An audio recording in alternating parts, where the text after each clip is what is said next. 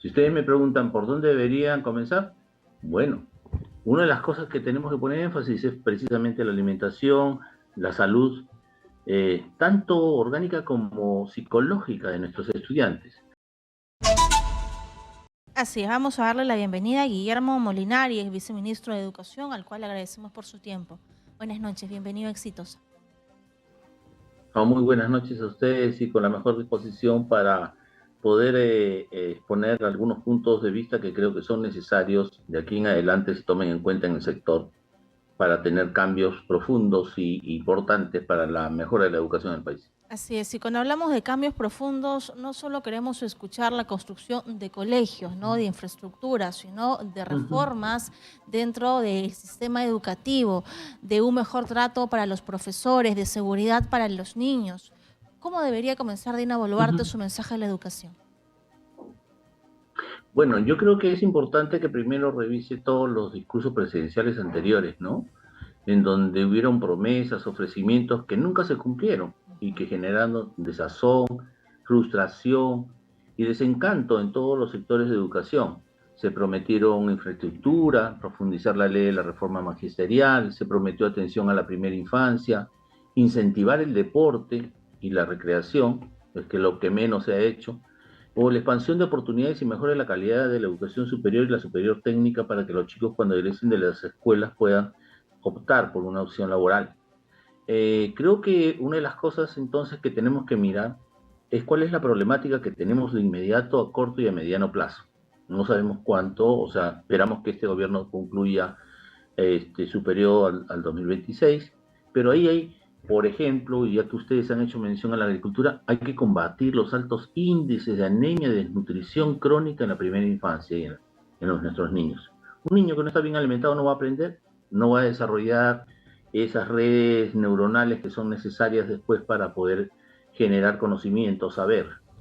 Otros aspectos son estos embates que hemos visto en los últimos tiempos contra la ley de la reforma magisterial, ¿no? Pretendiendo que se descarte todo proceso meritocrático y que no se tomen en cuenta ellos cuando hay procesos de nombramiento, ascenso, acceso y desempeño. Acaban de terminar dos de estos concursos y uno de ellos, que es el de ascenso, ha podido demostrarnos que han aprobado cerca de 39.000 maestros. El problema es que solo estaban presupuestadas 36.000 plazas.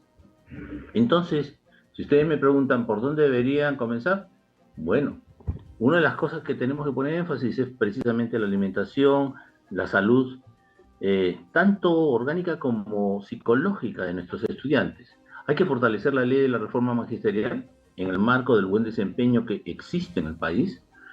Hay que tener programas de formación continua que preparen a los docentes para que identifiquen y diferencien qué contenidos son los que valen la pena que nuestros estudiantes aprendan y que puedan desarrollar aprendizajes. Hay que revisar, hay que ajustar y actualizar ese currículum nacional de educación básica que fue aprobado antes de la pandemia y que hoy vemos que adolece de muchos aspectos y que requiere precisamente generar una propuesta que sea capaz de responder a las exigencias en un mundo que cada día nos demuestra más la incertidumbre, nos muestra más que necesitamos una propuesta adaptativa y transformadora. Pero además no hay que perder de vista que el currículum es un instrumento político y ahí es donde tratan de entrar muchos. El otro tema es, hay que determinar dentro de lo que nuestros alumnos tengan que aprender y desarrollar, tres enfoques que creo que nos ponen a tonos con cualquier país que quiera desarrollar. Ciudadanía activa, para poder combatir todo el tema de corrupción, delincuencia, violencia, el tema del enfoque computacional, pero no para aprender computación, sino para entender los procesos, cómo se dan, los pasos que hay que seguir para encontrar soluciones, y el tema socioemocional y la salud mental. Y corto plazo también creo que es muy importante en lo que hablamos de infraestructura y espacios educativos, bueno, que nos digan qué número de terrenos van a estar saneados escolares, porque cuando no están saneados no se puede hacer ningún arreglo en esas escuelas, y cuántos colegios nuevos o refaccionados vamos a tener en los próximos años. Asegurar la continuidad y la culminación de las etapas educativas de los estudiantes y reforzar y profundizar la ley de base de descentralización en sus tres niveles, nacional, regional y local. Dentro de lo que significa, por ejemplo, también la carencia en la educación pública está el tema de la tecnología o el acceso a la tecnología, y esta brecha es bastante fuerte. ¿Cuánto cree usted, señor Molinari, que se logró avanzar en todo este tiempo como para que la presidenta Boluarte pueda tener una continuidad de políticas públicas en materia de cierre de brechas tecnológicas en la educación peruana? Yo creo que si hay un trabajo articulado entre los tres niveles de gobierno, ¿no es cierto?, con el tema nacional, regional y local, podríamos primero asegurar la conectividad, porque no podemos tener escuelas que pueden tener equipos, no recursos, pero no tienen conectividad, o algunas que ni siquiera tienen corriente. Entonces, hay pasos ahí que seguir. Primero conectividad, luego acortar la brecha, porque no se trata solamente de dar una computadora a cada niño, una tablet. De lo que se trata es de implementar el aula, que permita a los docentes mejores desempeños, que permita a los docentes tener acceso a recursos digitales que puedan ayudarle a él tener mejores desempeños dentro del aula para utilizar mejor los recursos de manera didáctica, de manera pedagógica y con nuevas metodologías. Entonces, van de paralelo, no solo se trata de poner tecnología, sino también de formar y capacitar a los maestros en todas estas nuevas metodologías y prácticas que hoy vemos que como consecuencia de la pandemia se han expuesto y que hoy las utilizan en todo el mundo. Y si hablamos, por ejemplo, de la currícula escolar, ¿qué deberíamos cambiar?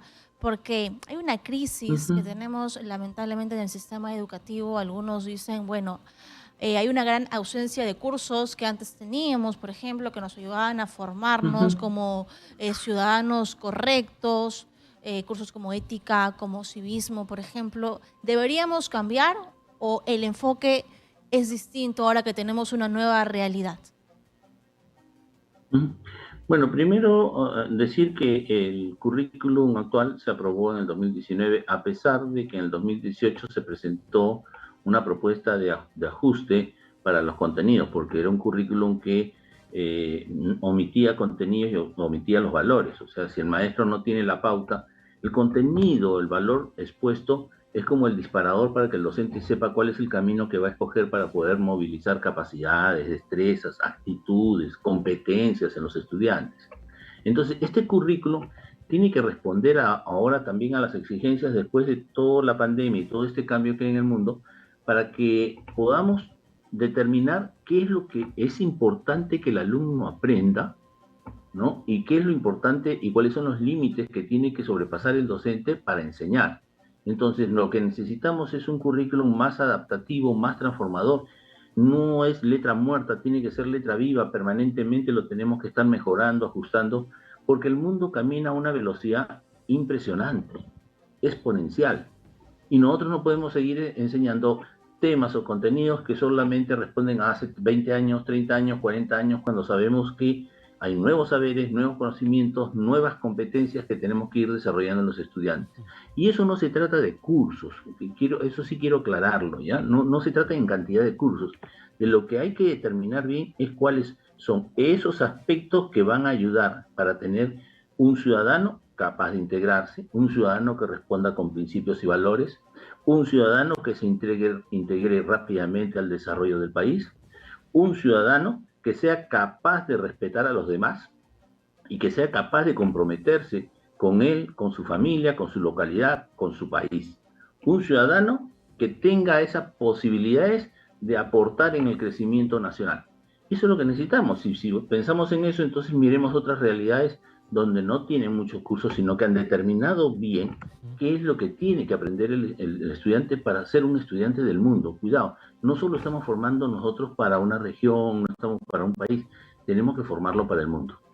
Dentro de la política educativa, el gobierno de la presidenta Dina Boluarte, ¿cómo tendría que enfocar la falta de infraestructura pública en estos momentos? Porque hay mucha deficiencia. Incluso en el norte peruano, con el tema del convenio gobierno a gobierno para reconstrucción con cambios, tampoco surtió el efecto esperado. Tanto así que desde reconstrucción con cambios se tuvo que disponer un presupuesto de más de 20 millones de soles para que se pueda adquirir módulos temporales para que los estudiantes sigan con sus actividades académicas. Es una falencia la que tenemos en estos momentos frente a la infraestructura pública decadente en materia educativa. ¿Cómo enfocar esta problemática? Déjeme y permítanme referirme a algo que escuché y vengo escuchando hace buen tiempo, ¿no? En los países que van desarrollando. El tema es un tema de personas, de personas, de personas.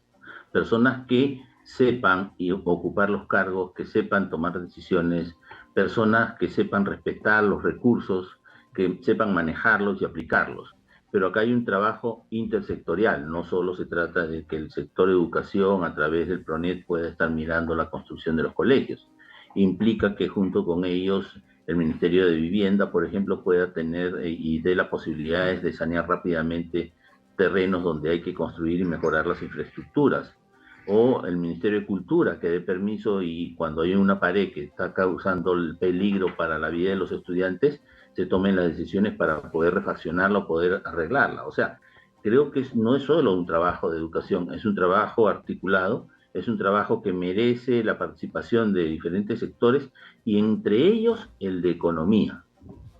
Y me refiero a economía porque en ocasiones, yo que he sido funcionario, nos hemos encontrado con muchas trabas, ¿no?, para poder sacar adelante muchos proyectos o poder sacar adelante las propuestas que el mismo gobierno plantea.